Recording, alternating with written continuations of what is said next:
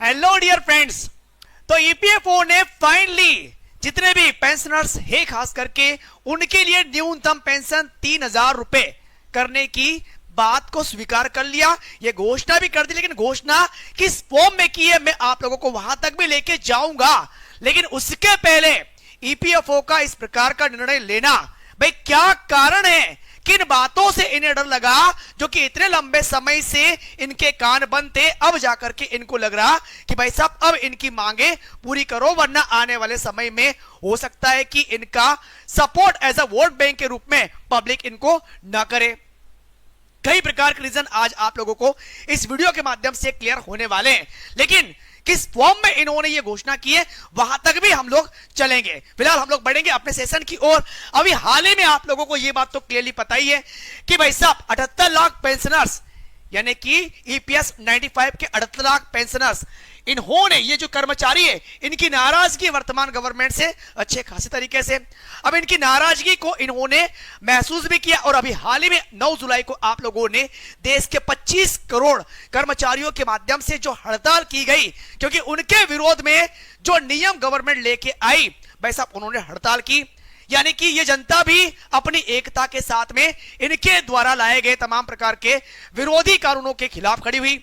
ऐसी स्थिति में ईपीएस 95 के पेंशनर्स जो कि अपने मांगों को एक लंबे समय से मनवाने की बातें करते हुए आ रहे, आंदोलन कर रहे, हड़ताल कर रहे, लेकिन अभी तक भाई उस पर किसी प्रकार से कोई एक्टिविटी नहीं हुई है। अब ऐसी स्थिति में जो अपोजिशन पार्टी है उन्होंने भी ईपीएस 95 पेंशनर्स को सपोर्ट करना चाहा। क्या सपोर्ट करना चाहा वो भी हम लोग देखेंगे आगे। सो बढ़ेंगे यहां से आगे। एक बात आप लोगों को ये भी क्लियरिटी के साथ मैंने बताई थी कि तमाम प्रकार के ईपीएस 95 पेंशनर्स ने ये बोल दिया कि भाई साहब एक काम करो, हमें पेंशन वेंशन कुछ नहीं चाहिए, जो हमारा पैसा कट के आपके पास में गया है वो पैसा हमें वापस कर दो। ऐसा भी उन्होंने क्यों कहा, तो भाई आप लोगों को यह बात यहां पर क्लियर हुई जब सुप्रीम कोर्ट गए। सुप्रीम कोर्ट भी ईपीएस 95 पेंशनर्स के हित में खड़ा रहा, इनके पक्ष में फैसला सुनाया। सुप्रीम कोर्ट के फैसले की उल्लंघना लगातार बढ़ती जा रही है। उल्लंघन किया बाद भी 1,000 रुपए महीने की पेंशन देने से अच्छा है कि सरकार कुछ ना दे। इतने में तो पूरे महीने का आधा लीटर दूध भी आना मुश्किल पड़ जा रहा है, ये कहना है कर्नल साहब का। आप खुद देखिएगा, इन्होंने लगातार पिछले 8-10 सालों से आपके लिए मेहनत करी है। हम चाहते हैं कि आगे भी आपकी मेहनत जाया ना जाए, तो हम भी आवाज उठाते रहेंगे ईपीएस पेंशन को लेकर। अगर आपके आसपास भी कोई है तो चैनल सब्सक्राइब करके वीडियो शेयर कर दीजिए, ताकि समय समय पर हम आपका समर्थन सपोर्ट करते रहें। आज यहाँ पर जंतर मंतर पे 9 मार्च, 10 मार्च और 11 मार्च को ईपीएस 95 राष्ट्रीय संघर्ष समिति यानी कि नेशनल एजुटेशन कमेटी का बहुत बड़ा आंदोलन है। ये तीनों दिन पूरे देश से लोग आएंगे और यहाँ पर अपनी मांगे तो हम कहना बंद कर दिया हमने, हमारे अधिकार हम लेने आए हैं। हमारी 4 मांगे हैं। 7,500 महंगाई भत्ता हमें मिलना चाहिए, पति पत्नी को मुफ्त सुविधा मेडिकल की मिलनी चाहिए 58 साल के उम्र के बाद। हायर पेंशन के मामले में सुप्रीम कोर्ट ने जो निर्णय दिया है उसे बिना भेदभाव के लागू करना चाहिए, और जो लोग इस योजना में शामिल नहीं है उनको शामिल किया जाए। लेकिन एक बड़ी समस्या ईपीएस 95 को लेकर।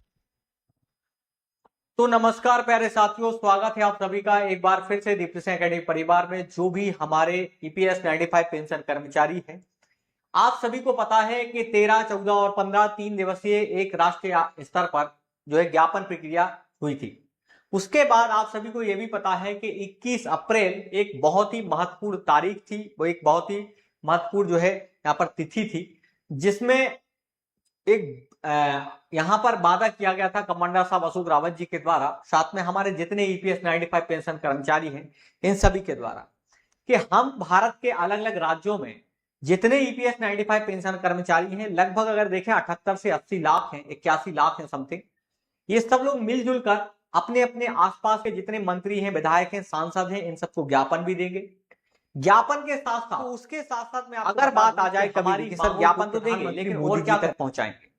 अब सर 21 अप्रैल के बाद क्या रिजल्ट निकल के आए हैं, क्या हमारी मांगे सरकार तक पहुंची हैं और सरकार का क्या कहना है और आगे की प्रक्रिया क्या है, क्या हमें लाभ मिल पाएगा या नहीं मिल पाएगा। इतना ही नहीं, इन सभी के बार बार कहता हूं कि अगर आपके घर परिवारों में कोई भी जैसे किसी एग्जाम की तैयारी करता है चाहे आप वो एमपीपीएससी की कर रहा हो, शिक्षक भर्ती वर्ग 1, वर्ग 2, वर्ग 3, ग्राम पंचायत सचिव, छात्रावास अधीक्षक जैसे एग्जाम की, तो आप बिल्कुल दीप्ति सिंह एकेडमी का एप्लीकेशन जरूर डाउनलोड कर लेना। प्ले स्टोर पर जाकर सर्च करना दीप्ति सिंह एकेडमी, जहां से हम गेम डाउनलोड। अब यहाँ देखें एनएसए चीफ, जो हमारे एनएसए चीफ हैं, इनके द्वारा एक प्रयास किया गया है और मीडिया के माध्यम से, है ना, सोशल मीडिया के माध्यम से जिस तरह से जो बन पड़ रहा है, सब लोग प्रयास कर रहे हैं, ठीक है, याद रखना।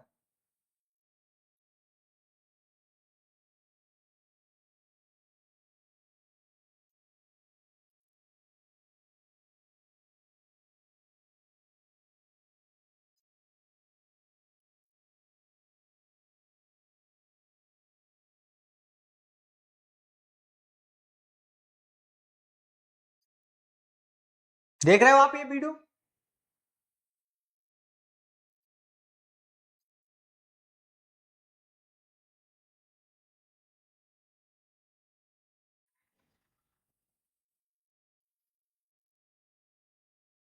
एक बड़ी समस्या ईपीएस हो गया। 95 को देखो, लेकर तो ये लगातार वीडियो बढ़ती आपने जा देखा, रही है। जिसमें कई हमारे बार आंदोलन NSA होने के चीफ के- बाद भी 1,000 रुपए महीने की पेंशन देने से अच्छा है कि सरकार कुछ ना दे। इतने में तो पूरे महीने का आधा लीटर दूध भी आना मुश्किल पड़ जा रहा है, ये कहना है कर्नल साहब का। आप खुद देखिएगा, इन्होंने लगातार पिछले 8-10 सालों से आपके लिए मेहनत करी है। हम चाहते हैं कि आगे भी आपकी मेहनत जाया ना जाए, तो हम भी आवाज उठाते रहेंगे ईपीएस पेंशन को लेकर। अगर आपके आसपास भी कोई है तो चैनल सब्सक्राइब करके वीडियो शेयर कर दीजिए, ताकि समय समय पर हम आपका समर्थन सपोर्ट करते रहें। आज यहाँ पर जंतर मंतर पे 9 मार्च, 10 मार्च और 11 मार्च को ईपीएस 95 राष्ट्रीय संघर्ष समिति यानी कि नेशनल एजुकेशन कमेटी का बहुत बड़ा आंदोलन है। ये तीनों दिन पूरे देश से लोग आएंगे और यहाँ पर अपनी मांगे तो हम कहना बंद कर दिया हमने, हमारे अधिकार हम लेने आए हैं। हमारी 4 मांगे हैं। 7,500 महंगाई भत्ता हमें मिलना चाहिए, पति पत्नी को मुफ्त सुविधा मेडिकल की मिलनी चाहिए 58 साल के उम्र के बाद। हायर पेंशन के मामले में सुप्रीम कोर्ट ने जो निर्णय दिया है उसे बिना भेदभाव के लागू करना चाहिए, और जो लोग इस योजना में शामिल नहीं है उनको शामिल किया जाए। लेकिन एक बड़ी समस्या ईपीएस 95 को लेकर लगातार बढ़ती जा रही है। कई बार आंदोलन होने के बाद भी 1,000 रुपए महीने की पेंशन देने से अच्छा है कि सरकार कुछ ना दे। इतने में तो पूरे महीने का आधा लीटर दूध भी आना मुश्किल पड़ जा रहा है, ये कहना है कर्नल साहब का। आप खुद देखिएगा, इन्होंने लगातार सभी का एक बार फिर से दीप्ति सिंह एकेडमी परिवार में जो भी हमारे ईपीएस 95 पेंशन कर्मचारी हैं, आप सभी को पता है कि 13, 14 और 15 3 दिवसीय एक राष्ट्रीय स्तर पर जो है ज्ञापन प्रक्रिया हुई थी।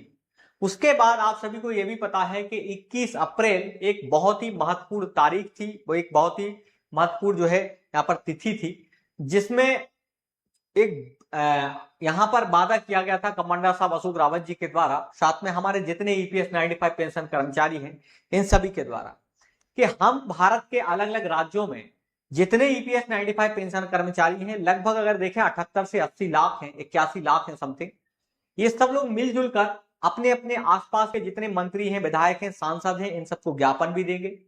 ज्ञापन के साथ साथ अगर बात आ जाए कभी भी कि सर ज्ञापन तो देंगे लेकिन और क्या करेंगे, तो उसके साथ साथ मैं आपको बता दूं कि हमारी मांगों